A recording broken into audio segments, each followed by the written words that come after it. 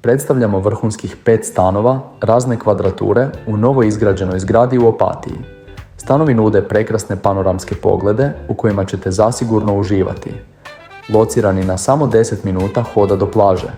Kvaliteta gradnje je na visokom nivou, a stanovi imaju i protuprovalna vrata, također zgrada ima lift koji povezuje garažu sa svim etažama. Sa stanovima dolaze 1 do 3 parking mjesta u garaži ovisno o stanu. Stanovi manje kvadrature u prizemlju imaju 1 ili 2 spavaće sobe, dok veći stanovi na 1. i 3. katu imaju 3 spavaće sobe.